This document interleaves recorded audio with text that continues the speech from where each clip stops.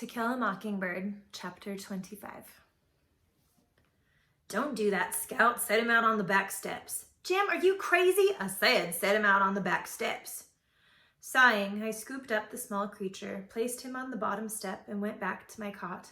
September had come, but not a trace of cool weather with it, and we were still sleeping on the back screen porch. Lightning bugs were still about. The night crawlers and flying insects that beat against the screen the summer long had not gone wherever they go when autumn comes. A roly-poly had found his way inside the house. I reasoned that the tiny varmint had crawled up the steps and under the door. I was putting my book on the floor beside my cot when I saw him. The creatures are no more than an inch long, and when you touch them, they roll themselves into a tight gray ball. I lay on my stomach, reached down, and poked him. He rolled up. Then, feeling safe, I suppose, he slowly unrolled. He traveled a few inches on his 100 legs, and I touched him again. He rolled up. Feeling sleepy, I decided to end things. My hand was going down on him when Jem spoke. Jem was scowling.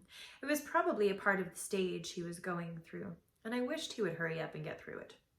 He was certainly never cruel to animals, but I had never known his charity to embrace the insect world. Why couldn't I smash him? I asked. Because they don't bother you, Jem answered in the darkness. He had turned out his reading light. Reckon you're at the stage now where you don't kill flies and mosquitoes now, I reckon, I said.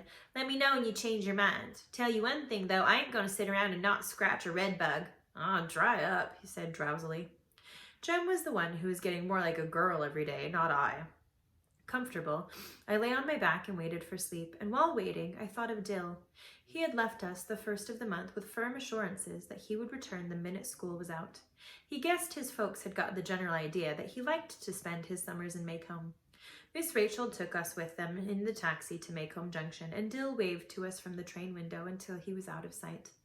He was not out of mind. I missed him. The last 2 days of his time with us, Jem had taught him to swim. I was wide awake remembering what Dill had told me. Barker's Eddy is at the end of a dirt road off the Meridian Highway about a mile from town. It's easy to catch a ride down the highway on a cotton wagon or from a passing motorist, and the short walk to the creek is easy, but the prospect of walking all the way back home at dusk when the traffic is light is tiresome, and swimmers are careful not to stay too late. According to Dill, he and Jem had just come to the highway when they saw Atticus driving toward them. He looked like he had not seen them, so they both waved. Atticus finally slowed down. When they caught up with him, he said, You better catch a ride back. I won't be going home for a while. Calpurnia was in the back seat.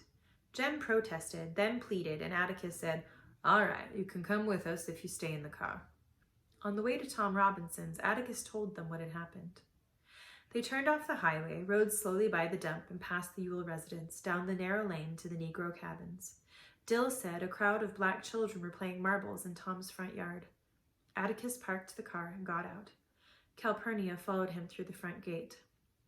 Dill heard him ask one of the children, Where's your mother, Sam? And heard Sam say, She down at Sis Stevens, Mr. Finch. Want me to run fetch her? Dill said Atticus looked uncertain. Then he said yes, and Sam scampered off. Go on with your game, boys, Atticus said to the children. A little girl came to the cabin door and stood looking at Atticus. Dill said her hair was a wad of tiny, stiff pigtails, each ending in a bright bow. She grinned from ear to ear and walked toward our father, but she was too small to navigate the steps. Dill said Atticus went to her, took off his hat, and offered her his finger.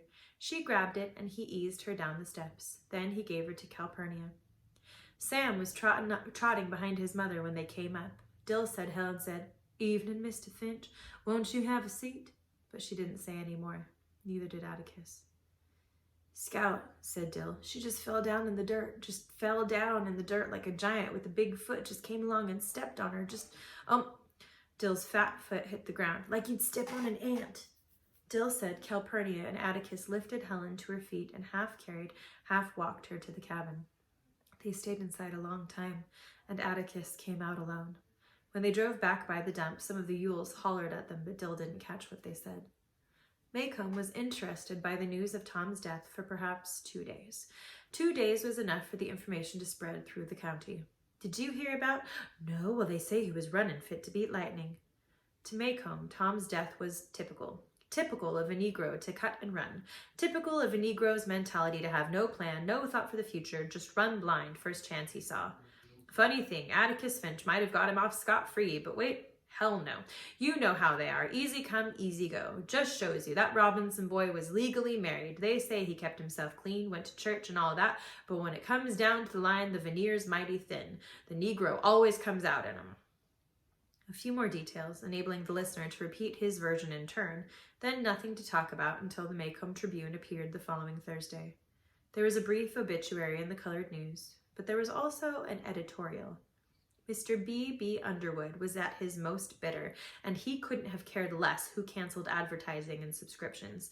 But Maycomb didn't play that way. Mr. Underwood could holler till he sweated and write whatever he wanted to. He'd still get his advertising and subscriptions. If he wanted to make a fool of himself in his paper, that was his business. Mr. Underwood didn't talk about miscarriages of justice. He was writing so children could understand. Mr. Underwood simply figured it was a sin to kill cripples, be they standing, sitting, or escaping. He likened Tom's death to the senseless slaughter of songbirds by hunters and children, and Maycomb thought he was trying to write an editorial poetical enough to be reprinted in the Montgomery Advisor. How could this be so, I wondered, as I read Mr. Underwood's editorial. Senseless killing?